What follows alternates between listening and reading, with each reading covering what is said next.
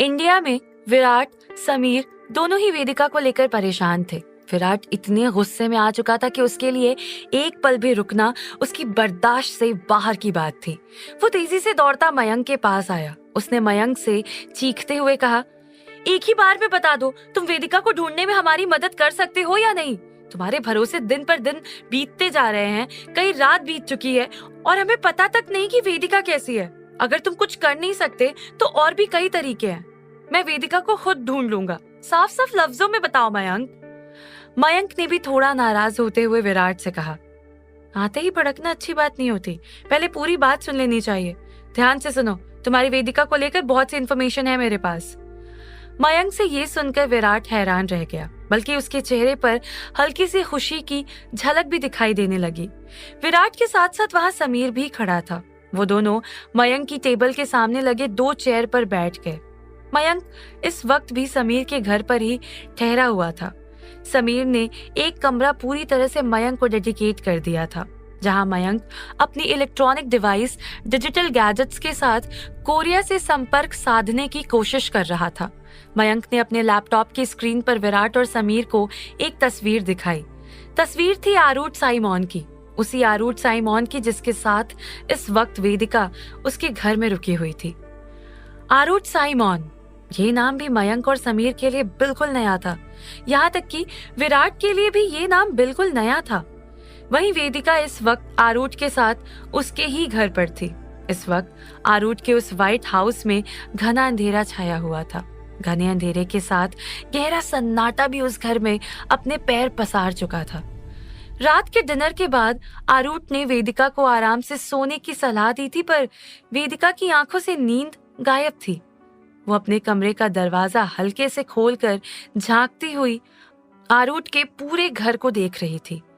सारे घर की लाइट बुझ चुकी थी। हर कमरे में बस हल्की सी रोशनी थी। पूरे घर में घना अंधेरा होने के बाद भी बीच ड्राइंग रूम में उजाला था, लेकिन सन्नाटा इतना गहरा था कि वेदिका को कमरे से पैर बाहर निकालने में भी डर लग रहा था। फिर भी उसने हिम्मत की और वो बाहर गई। उसने देखा कि आरूट के कमरे की लाइट हल्की सी जल रही है। उसे लगा शायद आरूट इस वक्त जाग रहा होगा। वेदिका ने खुद को समझाते हुए खुद से ही बात की, हो सकता है आरूट अभी रात के वक्त जाग रहे हो। रात में तो सबका दिमाग शांत होता है, ये उनसे बात करने का एक अच्छा मौका हो सकता है, लेकिन क्या मुझे उनसे जाकर बात करनी चाहिए? वेदिका ये सोचती हुई धीरे धीरे आरूट के कमरे की तरफ बढ़ने लगी, लेकिन डर से उसकी हालत खराब थी और वेदिका आरूट के कमरे के दरवाजे के पास खड़ी थी। वेदिका ने एक बार फिर खुद से सवाल पूछा, क्या करूं, अंदर जाऊं या नहीं? वेदिका ने हिम्मत की और धीरे से कमरे का दरवाजा खोल दिया। आरूट अपने बिस्तर पर बैठा खिड़की की तरफ देखता न जाने क्या सोच रहा था। इस वक्त आरूट की पीठ वेदिका की ओर थी। आरूट के कपड़े बदल चुके थे और वो अपनी नाइट ड्रेस में था। उसके कमरे में भी पूरे घर की तरह ही गहरा सन्नाटा था। ऊपर सीलिंग में तो छोटी छोटी सी लाइट जल रही थी। सीलिंग फैन भी बहुत ही हल्की सी स्पीड पर धीरे धीरे घूम रहा था। कमरे का टेम्परेचर नॉर्मल था, न ज्यादा ठंडा और न ज्यादा गर्म। वेदिका कुछ देर तक दरवाजे पर खड़ी ऐसे ही आरूट को देखती रही। उसे उम्मीद थी कि कमरे का दरवाजा खुलने पर आरूट उसकी तरफ देखेगा, उसकी ओर आएगा और उससे पूछेगा कि क्या बात है। और जब उसकी तरफ से कोई सवाल आएगा तो वेदिका उसे जवाब देगी कि वो इंडिया वापस जाने को लेकर परेशान है। तो हो सकता है आरूट उसकी एक बार फिर मदद करने के बारे में सोचे, या उसे कुछ तो ऐसा बताए जिससे वेदिका के दिल को तसल्ली मिले। उसे भरोसा हो जाए कि वो इंडिया वापस जा सकती है, वो विराट के पास वापस जा सकती है। लेकिन आरूट ने अपनी गर्दन तक नहीं हिलाई, बल्कि वो खामोश वैसा ही बैठा रहा।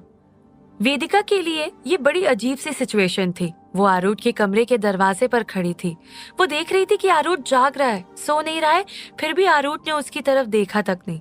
जबकि दरवाजा खुलने से इतनी आवाज तो आई थी कि कोई भी जीता जागता इंसान एक बार पलट कर पीछे जरूर देखता। वेदिका को एक डर सा लगने लगा। उसे ऐसा लगा जैसे पता नहीं यहाँ क्या होने वाला है।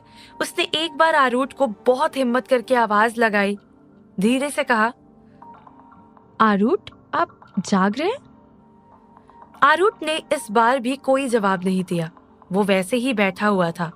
वेदिका को अजीब सा डर लगने लगा। उसे ऐसा लगा जैसे इस कमरे में कोई खतरा है। कुछ तो ऐसा है जो वेदिका को डरा रहा है। वेदिका ने कमरे के चारों तरफ नजर दौड़ाई। वेदिका ने आरूढ़ के कमरे में पहली बार कदम रखा था।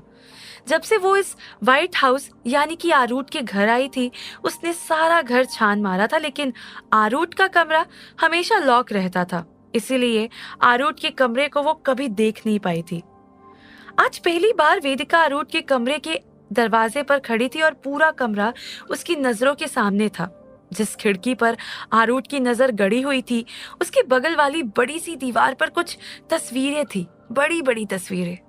वो तस्वीर थी सीना की, आरूढ़ की वाइफ सीना की, जो गुजर चुकी थी, और आरूढ़ उन तस्वीर को ध्यान से देख रहा था।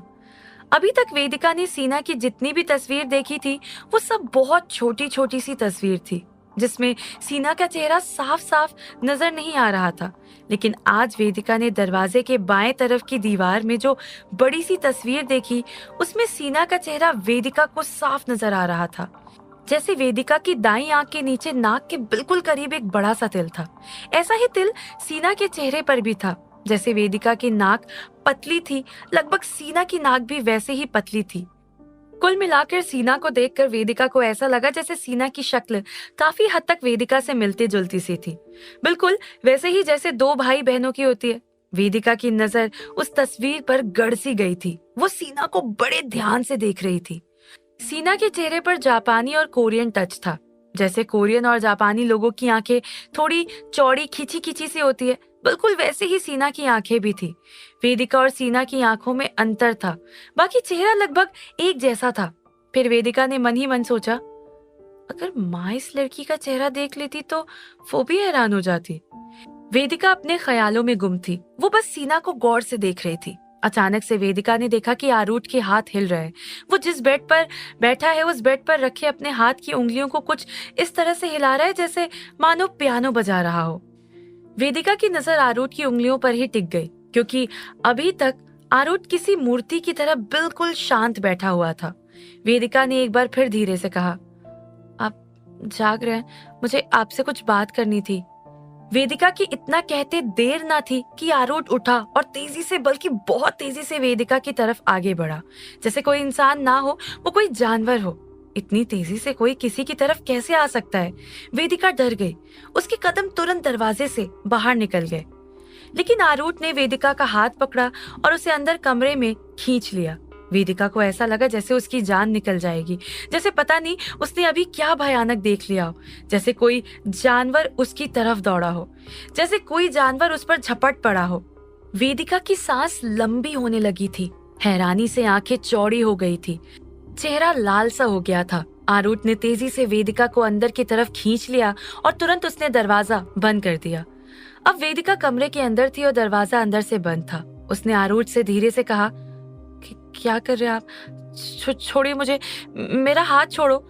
वेदिका ने हाथ छोड़ने को कहा, पर आरूढ़ ने उसका दूसरा हाथ भी कसकर पकड़ लिया और तेजी से उसने वेदिका को अपनी तरफ खींच लिया। वेदिका और आरूढ़ के बीच 1 इंच की भी दूरी नहीं थी। दोनों का चेहरा एक दूसरे के आमने सामने था, लेकिन आरूढ़ का चेहरा देखने के लिए वेदिका को अपनी नजर ऊपर उठानी पड़ रही थी, क्योंकि वेदिका का सिर आरूढ़ के कंधे तक आ रहा था। वेदिका ने अपने दोनों हाथों को देखा। उसके दोनों हाथ आरूढ़ की मुट्ठी में कैद थे और उसने इतना जमकर वेदिका का हाथ पकड़ रखा था कि वेदिका अपने हाथों को हिला भी नहीं पा रही थी। वो इतना डर गई थी, क्या करे क्या ना करे, उसे कुछ समझ नहीं आ रहा था। उसने एक बार फिर बोला, छोड़िए मेरा हाथ, आप क्या कर रहे हैं? आरूढ़ ने वेदिका के दोनों हाथ तुरंत छोड़ दिए। एक पल को वेदिका को ऐसा लगा जैसे सब कुछ ठीक हो गया है। आरूढ़ ने पहले की तरह ही एक बार फिर मजाक किया है। वेदिका ने एक लंबी सांस ली, लेकिन ये खुशी सिर्फ एक पल की मेहमान थी और उसने अपना दोनों हाथ वेदिका की कमर की तरफ किया और उसे अपनी ओर जोर से खींच लिया। वेदिका को एक तेज धक्का लगा और वो आरूढ़ के कंधे से जा लगी। वेदिका की सांसें फिर से भारी होने लगी। उसका दम घुटने लगा। अब तो उसकी जुबान से शब्द निकलना भी बंद हो गया था। डर से उसकी हालत बहुत बुरी हो चुकी थी। वो एक अनजान मुल्क में थी, एक अनजान शख्स के साथ, उसके घर में, उसके कमरे में थी, जिसे वो ठीक से जानती भी नहीं थी। सिर्फ 3 दिन की ही तो मुलाकात थी। वहीं आरूढ़ की घूरती निगाहें वेदिका के चेहरे पर टिकी हुई थी। उसके चेहरे पर नाराजगी और बेचैनी साफ नजर आ रही थी और आरूट का चेहरा इस वक्त वेदिका को डरा रहा था, बहुत ज्यादा डरा रहा था। इधर विराट खुश था क्योंकि मयंक विराट को वेदिका के बारे में कुछ बताने वाला था। विराट की नजर भी मयंक पर टिकी हुई थी और दूसरी ओर मयंक अपने लैपटॉप स्क्रीन को खोलता हुआ कुछ खोज रहा था। विराट की बेचैनी बढ़ती जा रही थी। विराट के साथ साथ समीर भी बेचैन था, पर समीर के घर में राहुल और जानवी नहीं थे। इंस्पेक्टर राहुल और जानवी अपने दूसरे काम में लग चुके थे और इस वक्त वेदिका की तरफ 3 ही लोग का ध्यान था, विराट, समीर और मयंक।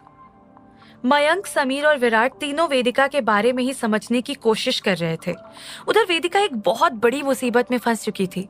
विराट, समीर इस बात से अनजान थे कि वेदिका के सामने बुसान आइलैंड में 2 बड़ी मुसीबत खड़ी हुई थी। पहले याजुका साइमन और दूसरा अब शायद आरूट भी उसके लिए एक बहुत बड़ी मुसीबत बन चुका था। दूसरी तरफ आरूट का बिहेवियर बदल चुका था। वेदिका 3 दिन में आरूट से बिल्कुल नहीं डरी थी, वहीं 3 सेकंड में आरूट ने वेदिका को पागल कर दिया था। डर से उसकी हालत बुरी हो रही थी। वेदिका आरूट के शिकंजे में थी। वो खुद को छुड़ाने की कोशिश कर रही थी, पर आरूट उसे छोड़ नहीं रहा था।